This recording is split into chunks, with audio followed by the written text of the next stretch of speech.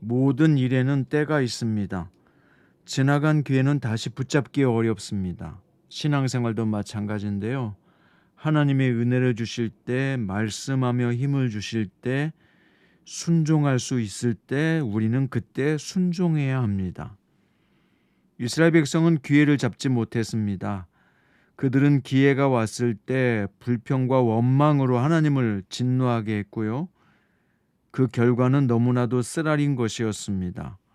순종의 때를 놓치고 무리수를 둔 백성들의 결과가 어떻게 될까요? 오늘 본문은 민수기 14장 39절부터 45절입니다.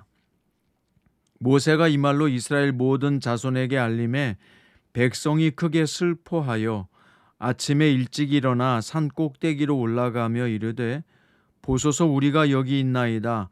우리가 여호와께서 허락하신 곳으로 올라가리니 우리가 범죄하였음이니이다.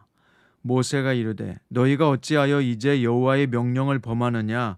이 일이 형통하지 못하리라. 여호와께서 너희 중에 계시지 아니하니 올라가지 말라. 너희의 대적 앞에서 패할까 하노라. 아말렉인과 가나안인이 너희 앞에 있으니 너희가 그 칼에 망하리라. 너희가 여호와를 배반하였으니 여호와께서 너희와 함께하지 아니하시리라 하나 그들이 그래도 산 꼭대기로 올라갔고 여호와의 언약궤와 모세는 진영을 떠나지 아니하였더라.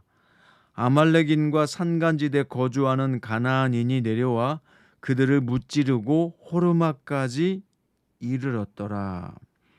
아멘. 오늘 말씀의 제목은 때가 늦지 않게 오소서입니다.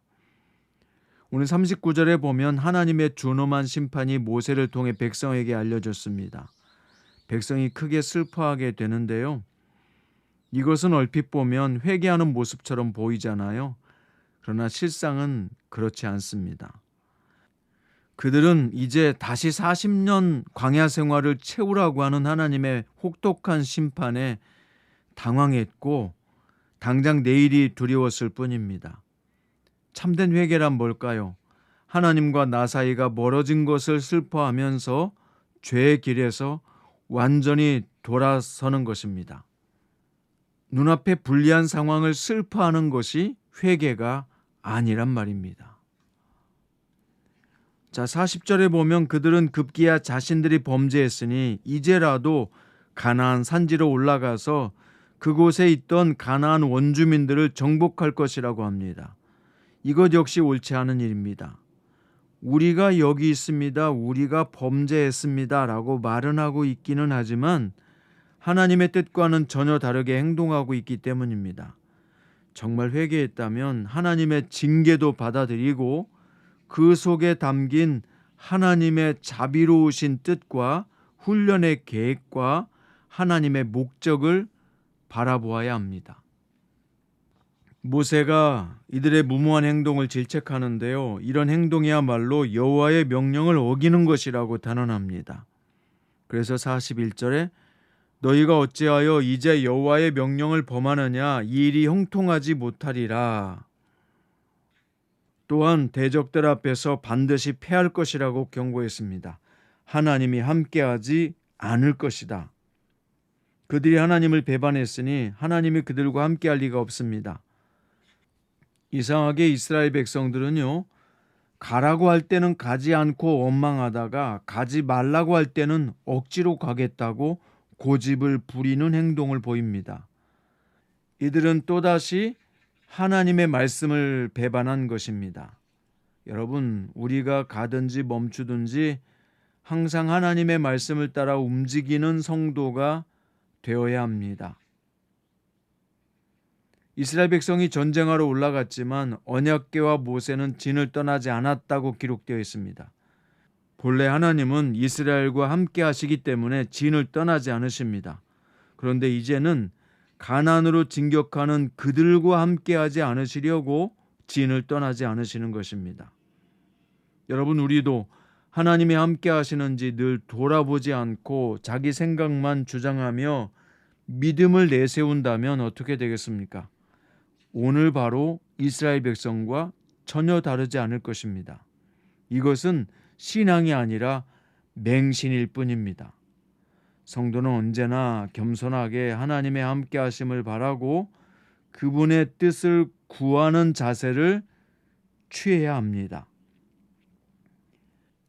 하나님이 함께 하시지 않는 전쟁의 결과는 어떻게 됐을까요? 결과는 뻔하지요. 그들은 아말렉인과 산지에 거하는 가나안인들의 공격에 속절없이 패하고 호르마까지 도주했습니다. 호르마는 철저한 파멸이란 뜻인데요. 그들이 패배가 얼마나 크고 처절했는지를 보여주는 말씀입니다. 전쟁의 주관자가 하나님이라는 사실을 이스라엘 백성이 잊었을 때 그저 자기들이 열심을 보이면 상황이 바뀔 것이라고 기대한 그들은 철저하게 호르마까지 도주하며 깨졌습니다. 이렇게 순종 없는 행동은 오히려 자신을 향한 무서운 회초리로 돌아온다는 것을 오늘 본문은 보여주고 있습니다. 오늘 말씀의 결론입니다. 이스라엘 백성은 하나님의 말씀에 순종하는 것보다 자기들의 욕심과 생각을 따르는 데만 급급했습니다. 심지어 하나님의 징계조차 받아들이지 못하고 마음대로 전쟁에 나갔다가 크게 패하고 맙니다.